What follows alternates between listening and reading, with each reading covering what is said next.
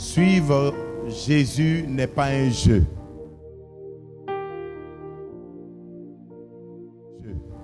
Pourquoi c'est difficile? Pourquoi c'est pas un jeu? Tout simplement parce que suivre Jésus exige le paiement d'un prix. Donc la vie chrétienne est difficile parce que elle exige une mort, la mort en soi. C'est ce qui rend la chose difficile. Lorsque nous allons un peu en agriculture, vous allez voir que lorsqu'on sème un grain dans le sol, il doit impérativement mourir dans le sol. Donc avant qu'il ne produise, il faille que le grain meure. Mais chose bizarre, on ne sème pas un grain pourri, on ne sème pas un grain déjà mort à l'extérieur ou un grain grillé, mais on le sème dans son état naturel. Et c'est dans la terre que le grain doit mourir. Mais on nous informe que quand on le met en terre, il y a un processus qui se fait. Le processus de la mort. Et vous allez voir que lorsqu'on a eu à faire une bonne sélection et qu'on a mis le grain en terre, il meurt et c'est à partir de ce moment qu'il commence à germer et plus tard produire. Il en est de même pour la vie chrétienne. Il en est de même pour tout chrétien. Le Seigneur pèse bien ces mots. Lorsque nous venons à lui pour devenir ses disciples, nous devons aussi passer par ce processus. Lorsque nous venons au Seigneur, c'est pour devenir disciples. Et pour devenir de bons disciples, il faudrait qu'il y ait mort. Tant qu'il n'y a pas mort, il n'y a pas reproduction. Tu dois mourir en toi-même. Pour devenir disciple du Seigneur, pour le suivre, il faudrait que nous qui représentons les grains, nous soyons mis en terre pour mourir. Et c'est après la mort qu'on pourra produire. Jésus ne reconnaît que ceux qui sont ses disciples. On peut être à l'église, mais si nous ne sommes pas au rang des disciples du Seigneur, il ne nous reconnaît pas. Parce que l'ordre que Jésus a donné, ce n'est pas pour faire des sympathisants d'église, des sympathisants de ministère, c'est de faire de toutes les nations des disciples. C'est pourquoi vous verrez qu'en Matthieu 7, à partir du verset 21, la Bible dit que à la fin, il y en a qui viendront et diront: Seigneur, n'avons-nous pas chassé des démons? N'avons-nous pas prophétisé en ton nom? Et il dira: arrière de moi, ouvrier d'iniquité, je ne vous ai jamais connu. Il parle à une catégorie de personnes qui n'a pas été absente à l'église. Mais malheureusement, c'est des gens qui n'ont pas été disciples. Parce que tout disciple accompli fait la volonté de son maître. Il dit: je vous reconnais en tant que mes disciples parce que vous avez gardé ma parole. Donc je dis à quelqu'un, si tu veux que Dieu te reconnaisse, il ne te reconnaîtra pas en tant que simple chrétien, mais il te reconnaîtra en tant que disciple, son disciple. C'est pourquoi lorsque nous venons à lui, il veut nous s'aimer parce que nous sommes des semences. Il veut nous mettre en terre. Mais il veut nous semer par la croix. Vous voyez, lorsque nous parlons de la croix est le symbole de la crucifixion. La croix est le symbole de la mort. C'est pourquoi il a dit quoi? Si quelqu'un veut le suivre, qu'il porte sa croix. C'est-à-dire qu'il accepte de mourir en lui-même. Donc si nous voulons être agréables au Seigneur, il est important pour nous d'accepter de mourir en nous-mêmes. Dans notre état naturel, nous ne pouvons pas plaire à Dieu comme il se doit parce qu'en nous, il y a trop de semences. Quelles semences? Chacun sait. Chacun sait d'où il vient. Chacun sait là où il a grandi. Chacun sait ce qu'il a fait dans le passé. Chacun sait ce que ses parents ont fait en lui dans le passé. Chacun sait là où il est rentré. Chacun sait là où il allait dormir. chacun sait là où il s'est réveillé. Donc dans notre état naturel, nous ne pouvons pas plaire à Dieu comme il se doit parce que il y a problème. Tout ce qui en nous ne peut pas plaire à Dieu. Tout ce qui en nous ne peut pas glorifier Dieu. C'est pourquoi, pour bien marcher à sa suite et demeurer à sa suite, il est important qu'il nous fasse passer par là. Donc chacun vient à Dieu avec en lui son jus. Maintenant, la question que nous nous posons, est-ce que mon jus fera la volonté de Dieu? Est-ce que mon jus plaira à Dieu? Est-ce que mon jus me donnera d'accomplir ma destinée réellement sur cette terre? Question. C'est pourquoi Dieu te connaissant, me connaissant, il te fera passer par le couloir de la mort. Tant que tu ne passes pas par le couloir de la mort, tu ne peux pas être approuvé par Dieu. Il nous fait passer par la croix. La croix a pour objectif de tuer en nous ce qui doit mourir. Parce que, écoutez, nul n'est juste, nul n'est parfait sur cette terre. Il y en a qui disent ceci. Moi, comme je ne suis pas bon, je ne peux pas aller à l'église. Le jour où je deviendrai bon, j'irai à l'église. Non! Personne ne deviendra bon de lui-même. Personne ne deviendra juste par ses propres efforts. C'est parce qu'on est mauvais qu'on vient à lui afin qu'il élimine de notre vie. C'est-à-dire tout ce qui n'est pas bon, tout ce qui ne le glorifie pas, c'est quand on vient à lui que ça peut tomber. Parce qu'on ne devient jamais une nouvelle créature en dehors de Christ. Ceux qui l'ont connu, les choses anciennes sont et toutes choses sont devenues. Tu peux essayer par des efforts humains, mais tu ne deviendras jamais parfait. Amen. C'est pourquoi lorsque nous venons à Christ, qu'est-ce qu'il fait? Il prendra le soin de tuer en nous ce qui doit mourir. Et son esprit fera vivre en nous ce qui doit vivre. Il y a des choses qui doivent mourir en toi, mais il y en a d'autres qui doivent vivre. Mais c'est pas le processus de la croix. C'est pourquoi il dit que celui qui vient à lui, qu'il se charge de sa croix, qu'il accepte de mourir en lui-même. Parce que tant que tu ne mets pas en toi-même, tu t'opposeras à Dieu. Tu t'opposeras à un moment donné à la volonté de Dieu sans t'en rendre compte. Ta vie même va repousser la gloire de Dieu sans t'en rendre compte. Parce qu'en toi, il y a des choses qui ne sont pas mortes. Plusieurs ne verront pas la gloire de Dieu. Plusieurs ne porteront pas du fruit parce qu'ils ont refusé à un moment donné de saisir l'opportunité de la mort. Je ne parle pas de la mort physique, je parle de la mort en soi. Refuser de mourir en soi, c'est refuser de porter du fruit. Le Seigneur m'envoie ce matin pour te dire, toi qui as fui le couloir de la mort, retourne. Il y a des grandes choses qui nous attendent de l'autre côté. Mais ça, c'est un préalable avec Dieu. Celui qui n'est pas mort en lui, il est charnel. Tout est centré sur lui. Dieu n'a pas sa place. Le renoncement à soi, la mort en soi, est l'essence même de la vie chrétienne. C'est ce qui fait de nous de véritables chrétiens, de véritables enfants de Dieu. La mort en soi est liée à la nouvelle naissance. Donc mourir en soi, c'est tuer l'ancienne nature. Je vous ai dit qu'on a du jus. Le jus de l'orgueil, de la colère, de la méchanceté. Ça, c'est l'ancienne nature. Donc, mourir en soi, c'est de tuer l'ancienne nature et faire vivre la nouvelle nature en Christ, qui est la nature la meilleure. Mourir en soi, tu renonces à ta vie, mais il y a des choses que tu dois quitter. Il y a des endroits que tu dois quitter. Il y a des privilèges mondains que tu dois quitter. Il y a des choses que tu dois abandonner dans ta vie là, pour plaire à Jésus. Il y a des choses que tu dois abandonner. Bien-aimé, je ne suis pas en train de nous flatter. Il y a trop de flatterie aujourd'hui dans le monde évangélique. Moi, je ne peux pas te flatter parce que je veux te voir au ciel. Je veux aller au ciel. Donc, ça veut dire quoi? Que le Seigneur Jésus attend de celui qui veut le suivre de se consacrer de façon radicale à lui. Regardez ce que Galates 2, 20 nous dit. J'ai été avec Christ, oui, et si je vis, Donc quand on parle de la crucifixion, on parle de la mort.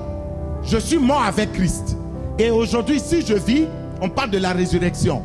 Si je vis aujourd'hui, c'est-à-dire si je suis ressuscité, pas pour moi, mais pour lui.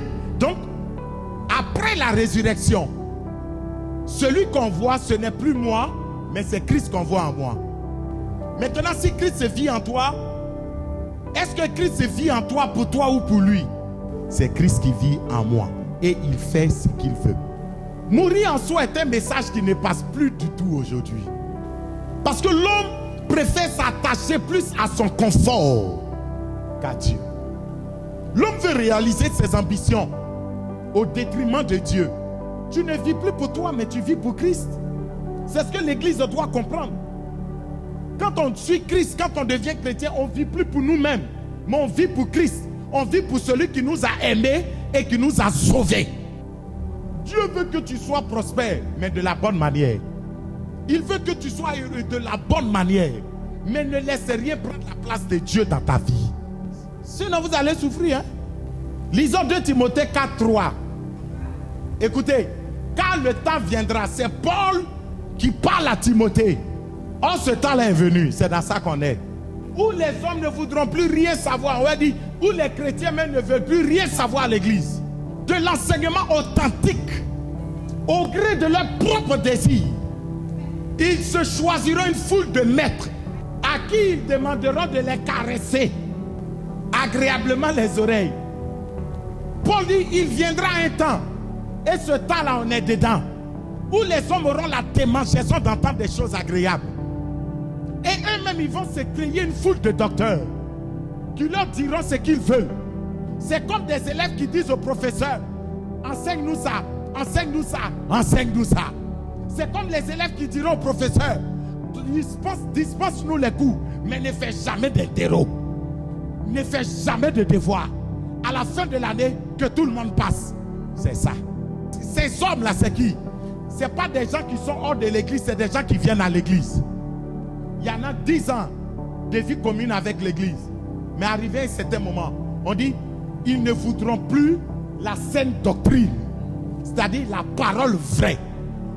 Et ne voulant pas, ils vont façonner les hommes de Dieu à leur image. J'ai dit, je refuse ça.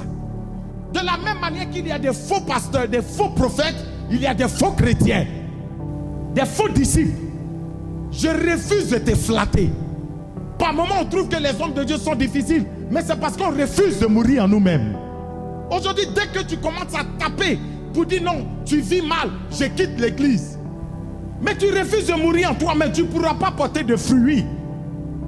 Tu ne pourras pas aller au ciel. On aime où on nous ment, où on nous blague. Oh ma fille, je sens une gloire sauvage qui est sur le point d'atterrir sur ta vie. Tu as entendu une bénédiction sauvage qui va descendre. Ça, toi, tu es maîtresse de quelqu'un. C'est ce comportement sauvage-là que Dieu veut enlever de toi. Mais tant que tu n'as pas renoncé à toi-même, tu es en toi. Ton esprit de prostitution, tu risques de faire tomber les gens à l'église. C'est les gens qui refusent de mourir en eux-mêmes. C'est les gens qui refusent de devenir disciples de Jésus. Mais si tu n'es pas disciple de Jésus, tu deviendras disciple de quelqu'un d'autre. Soit toi-même, tu es ton propre disciple, tu es ton maître en même temps, ou tu sais Satan. Mais pas Satan dehors, mais ça, tu sais Satan à l'église. Tant que tu ne mets pas en toi, tu coucheras avec les filles de l'église, tu vas les enceinter, une à une, une à une. La conséquence, c'est quand on accepte de mourir à soi-même, on devient des faux chrétiens dans l'église, des faux frères, des fausses sœurs. On devient des manipulateurs. Jésus dit, tu dois mourir, mais toi, tu respires encore. Trop de vivants. On ne vit plus pour Dieu, mais on vit pour nous-mêmes. Tant que tu ne passes pas par la mort, tu ne peux jamais obéir à Dieu.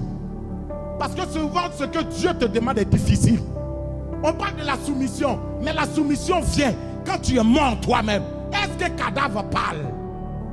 Avec ton argent, tes milliards, mais tu es mort. On te gifle même, tu ne réagis pas.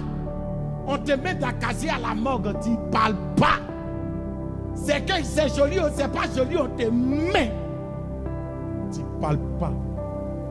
Tu dis on n'a qu'à t'enterrer à Williamsville. Non, on va t'enterrer à Dembogro, dans la chaleur. Tu ne peux pas parler. On est à l'église des responsables vivants, ouvriers vivants, un peuple vivant. C'est pourquoi on conteste tout.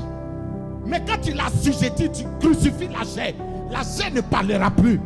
Et l'Esprit de Dieu viendra maintenant parler au travers de toi. Les gens ne veulent pas être des disciples. Or qui parle d'être disciple, parle d'être discipliné. Aujourd'hui, on veut même la démocratie dans l'église. Pourquoi le pasteur ne nous a pas consultés? Pourquoi? Alors que c'est nous qui donnons beaucoup d'argent. Si tu meurs en toi, l'Esprit de Dieu va te convaincre sur certaines choses. Mais on se plaint, on s'oppose. On parle trop. On désobéit. Les morts ne parlent pas, c'est les vivants qui bavardent. On ne met plus en nous-mêmes pour espérer en Dieu, pour voir Dieu. Celui qui est mort espère en Dieu. Celui qui est mort s'attend à Dieu. Quand tu es mort en toi-même, tu ne crains plus rien.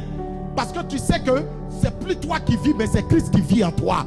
Christ ne sera pas un déshonneur pour toi, mais il sera une gloire pour toi. Aujourd'hui, on ne peut plus être des pasteurs rigoureux. Quand tu es rigoureux, en fait, notre rigueur, c'est pour nous faire entrer par la porte étroite du ciel. Si, non ma fille, ce dimanche-là, quand tu t'es habillé, brèche de tes seins là, c'est sorti. Il faut cacher. Pasteur m'a frustré, ou bien maman, pasteur m'a frustré. Non, nous sommes dans un lieu saint. On est venu adorer Dieu et non t'adorer. Il y en a, ils ont peur de parler, mais il dit, tant qu'on se tait, nous ne sommes pas en train d'aider l'église. Nous préparons une épouse qui sera enlevée. Mais il dit qu'il viendra, il prendra une épouse qui lui est restée fidèle. Quand tu veux discipliner les gens aujourd'hui, ils ne veulent pas. C'est pourquoi nous avons à l'église très peu de disciples. On a des suiveurs, des sympathisants. Comme si c'est association, club d'amis. Ils viennent. Mais quand on dit quels sont les vrais disciples du Seigneur, tu ne trouves personne. Parce qu'on n'est pas passé par la mort. Ce que tu fuis va te rattraper quelque part. Quand tu commences à taper un peu là-dessus, on dit le pasteur n'est pas cool. On veut des pasteurs compréhensifs. Mais il te comprend quoi dans tes péchés? Je vous ai dit que celui qui te dit la vérité t'aime. Mais celui qui te flatte, il veut ton malheur. Aujourd'hui, on n'a pas besoin de pasteurs. On veut des passe-cool. Ah, nous, notre pasteur, il est cool, hein? Il accepte tout le monde. Oui, on t'accepte afin que tu changes.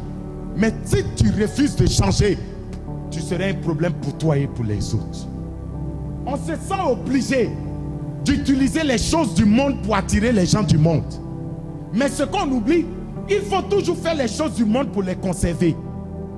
Quand tu arrêtes de leur offrir les choses du monde, ils retournent dans le monde. Et aujourd'hui, on caresse tout le monde dans le sens du poil. Quand on vient à l'église, tu viens avec tes faiblesses. Mais tu dois retourner fort. Maintenant, si tu n'es pas touché par la parole et que c'est toi qui influences tous ceux qui sont là, c'est qu'il y a un problème. On veut contenter tout le monde. Si tu parles comme ça, les gens vont fuir. Dieu, écoutez, quand la Bible dit que nous allons porter du fruit, la Bible n'a pas dit nous allons fabriquer les fruits. Jean 15. Le sabbat est connecté au cep, il portera beaucoup de fruits. Mais qui lui donne les fruits? C'est Dieu. Il y a beaucoup de fruits à porter. Dieu veut que tu les portes. Dieu veut que tu les charges. Mais tu dois mourir en toi-même, sinon il n'a pas confiance en toi. Pendant 10 ans, ton patron parle sur toi. Une vie de galère, de frustration, de pression. Mais tu n'as jamais démissionné. Tu vas toujours au travail. Il te méprise, il méprise ton papa, ta maman, ton mari, tes enfants. Il t'insulte, il te met de ces pressions. Mais tu es toujours là-bas, souvent pour combien? 125 300.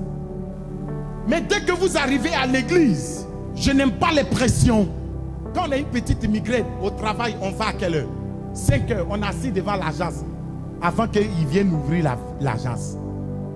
Mais toi, petit truc là, c'est même pas Djakwadjo. Je ne viens pas à l'église.